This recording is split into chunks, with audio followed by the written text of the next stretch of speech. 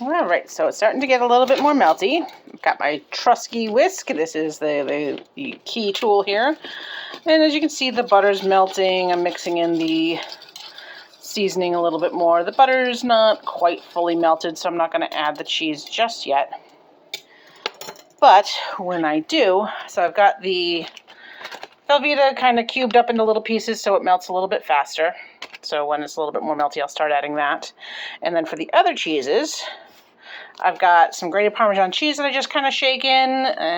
When it comes to the cheese, you just kind of measure with your heart, as they say, however much you think it should get, and like you kind of play with it, and kind of, Grandma honestly cooked by eye more than she ever cooked by measuring, so it's kind of what I do too. But the key thing is you have to have Velveeta or a Velveeta similar to a Velveeta, and sharp cheddar cheese. Those are the two things that really make it Grandma's mac and cheese. And then you add whatever other cheeses your little heart desires. Personally, I like cheddar jack and Mexican style. Sometimes if I've got like the Italian blend, I'll use that. Colby Jack is another one that I really like. But you just add it until the sauce thickens and to like a desired effect, because you don't want it to be too milky and then it's just a runny cheese sauce that doesn't really stick to the noodles. But you also don't want it too thick because then it burns a little bit too easily. So it's kind of playing with those measurements a little bit to get to like your desired consistency. And as I add in the cheese, I'll video some more to show you the consistency that I get it to. All right, so it's all nice and melty now. Don't do that. Now I have to wash that. Okay, take two. Washed whisk now. The dogs love to be under my feet while I cook this because I almost always drop this by the end because I leave it in here while I'm reaching to go get some more cheese, and it falls out and sprays cheese everywhere, and the dogs get to clean it up. So they love it when I make mac and cheese as much as Isaac and Pete do. All right, so it's all nice and melty now. I'm going to put this off to the side, and then very carefully, because this is hot, you're going to start adding in some of your Velveeta. You don't want to add too much at a time because it's going to be just a little bit too much to stir up. It's just all going to stick together. And then you just whisk away until it's all melty. And then, you know, you're not getting these big chunks anymore. It'll melt in nicely. Then once all your Velveeta is melted, then you start adding the rest of your cheese. All right, so these are starting to get a little bit smaller, so that's good. I've added in all of my Velveeta at this point. Water's boiling, time to add in some pasta.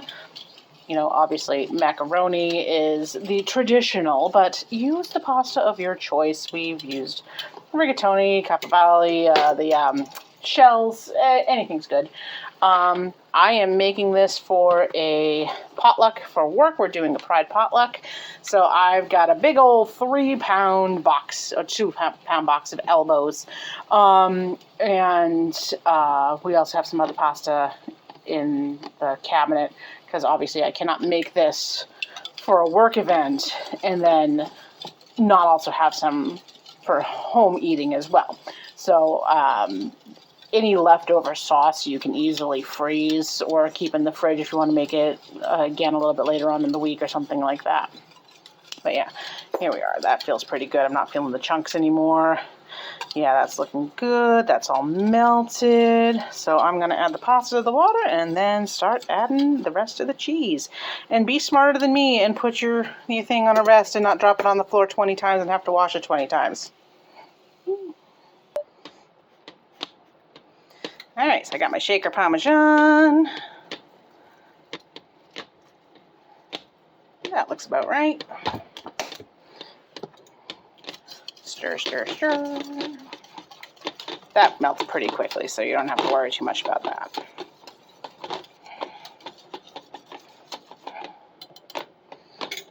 Now, sharp cheddar cheese. This is the key ingredient aside from the Velveeta. Sharp cheddar cheese. Extra sharp if you got it. All right, I don't know how I'm going to hold my phone and pour this in at the same time, so bear with me. Yep, I don't know what you're looking at, sorry. Okay, normally I do this by the handful, but yeah. The rest of the package looks about right.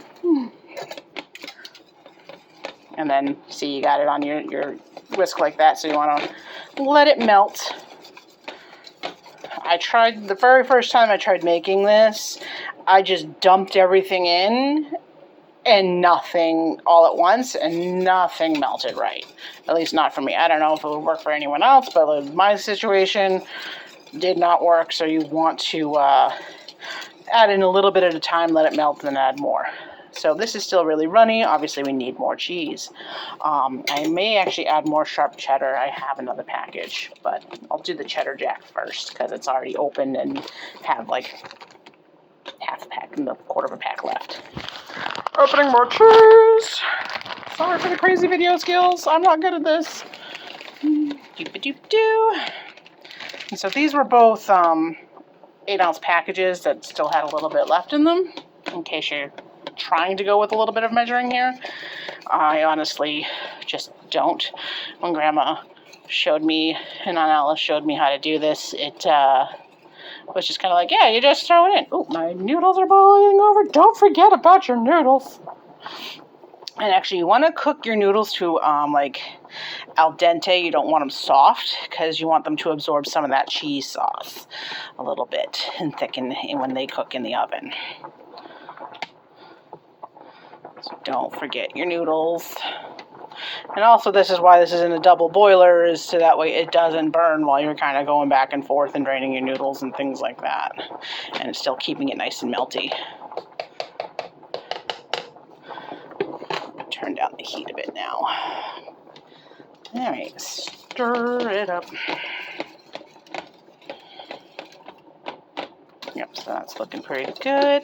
You see how it's kind of, the milk is now kind of a nice yellow color from the Velveeta and the cheeses and stuff. You're kind of getting into the right spot now. It's still a little bit more runny than I like. It's kind of hard to tell the difference between the runny and the, like, where it's at. It's just kind of a trial and error process. I've made it a little too runny before. I don't think I've ever made it too thick because it's cheese. You can't go wrong with cheese. Alright, so some more cheese in here.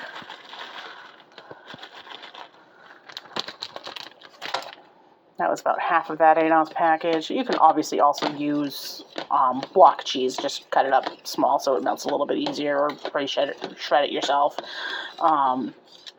You know, Grandma and Janet used to just use whatever spare cheeses they had in their fridge, whether it be block, or I know Grandma sometimes put even like slices of American cheese in there. It was whatever she had. It still came out amazing. And she always had that extra sharp cheddar for, you know, apple pies and things like that. Sometimes extra sharp is a little bit harder to find in pre-shredded. So I usually just go with sharp. There we go, that's looking good. And I'm just going to add the rest of that Mexican into there. And I'm going to go get a little bit more of sharp cheddar cheese that I have in the fridge unopened. More sharp cheddar cheese. I already drained the pasta. While I was like draining the pasta, a little skim formed on top. You just stir it and it gets incorporated right back in. It's perfectly fine.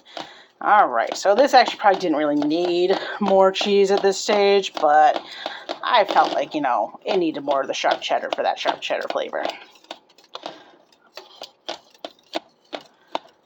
And yeah, I'm making way more than I usually do since I'm making 2 pans of it. But like I said, if you follow this recipe and you make 1 big pan, and then you can save the rest of the cheese sauce for another time. I've got some in the fridge right now that I put it in the fridge to cool and then forgot to put it in the freezer.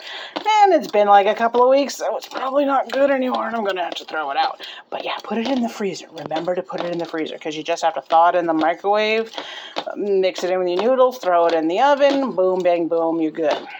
All right, so yeah, that's a good consistency of the cheese, I think. That looks good. It's kind of sticking to the thing a little bit, even though everything's melted. So that's a nice cheese sauce there.